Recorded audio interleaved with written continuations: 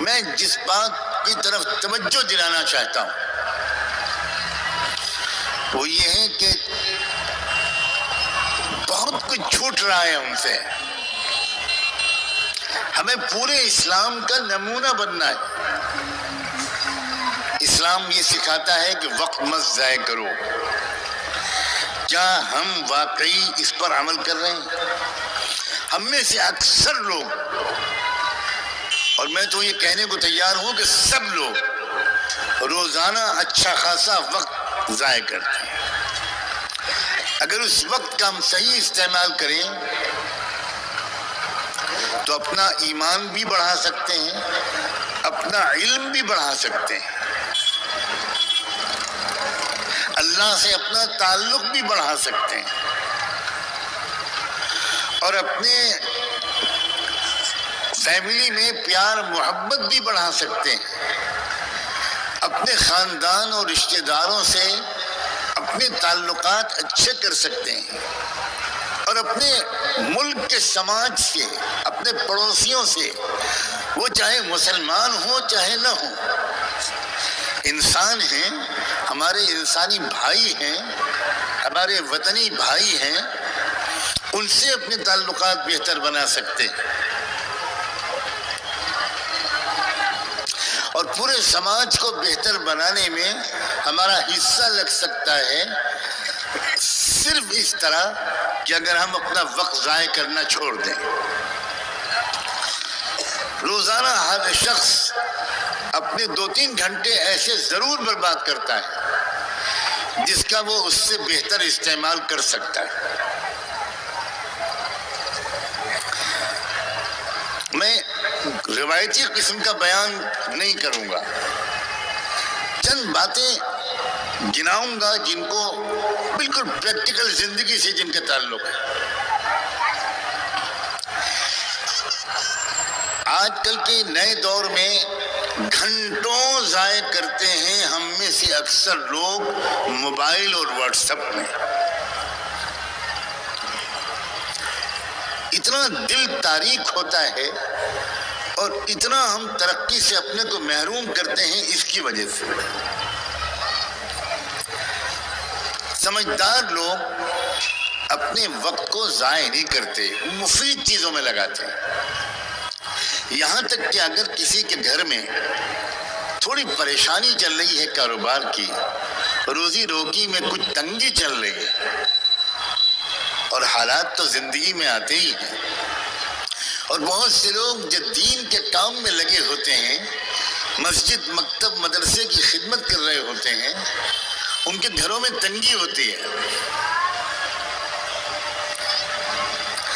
اب یہ لوگ بھی اور ان کی بیویاں بھی اگر ذرا سمجھدار ہو جائیں تو اپنے وقت کو استعمال کر کے گھر میں بیٹھ کر ایسے کام کر سکتے ہیں اور کر سکتی ہیں جن سے گھر کی روزی روٹی میں جو تنگی ہے وہ دور ہو اور مدد ملے. مفید کاموں میں مشغول رہنا یہ خود بہت سمجھداری کی بات ہے. ہر وقت نفلیں پڑھتے رہنا اور ذکر کرتے رہنا یہ میں نہیں کہہ رہا ہوں.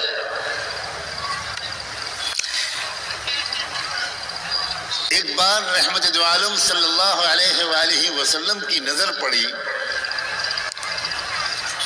حضرت عائشہ رضی اللہ تعالی عنہا کی بہن تھی حضرت اسماء.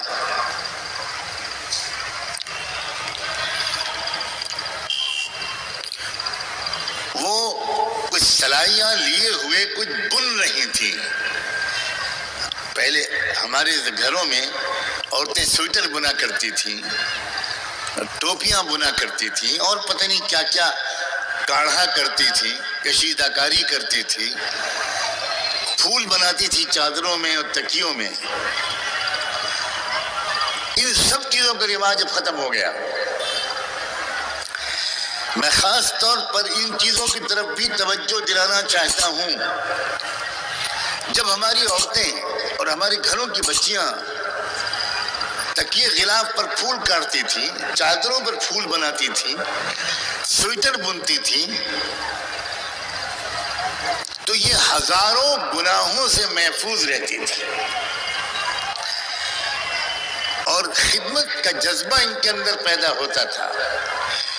کبھی ابا کے لیے سویٹر بنا رہی ہیں، کبھی چچا کے لیے بنا رہی ہیں، کبھی خالو کے لیے، کبھی ماموں کے لیے، کبھی پھپھا کے لیے، کبھی امی کے لیے۔ ایک مزاج بنتا تھا لڑکی کا، ایک مزاج بنتا تھا بیٹی کا، ایک مزاج بنتا تھا بیوی اور بہو کا،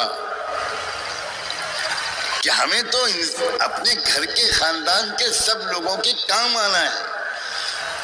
تو حضور اکرم صلی اللہ علیہ وسلم کی نظر پڑی حضرت اسماء پر، وہ کچھ بول رہے تھے، تو جانتے ہو کہ حضور نے کیا فرمایا؟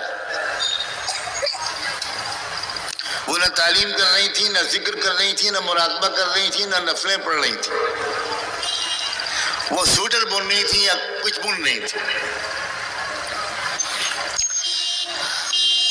تو حضور نے پوچھا کیا کر رہی ہو اسماء؟ تو اسماء نے جواب دیا کہ میں فلاں کے لیے یہ بن رہی ہوں۔ اپنے والد ماجد ابو بکر کے لیے کہا، اپنی والدہ کے لیے کہا، یا کس کے لیے کہا؟ تو جانتے ہیں حضور نے کیا فرمایا؟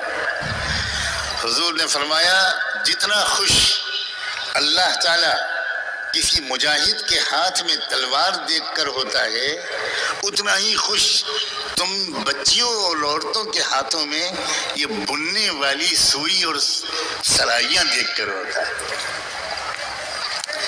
اب یہ تربیت ہے، ہمارے گھروں سے نکل گیا یہ رواج۔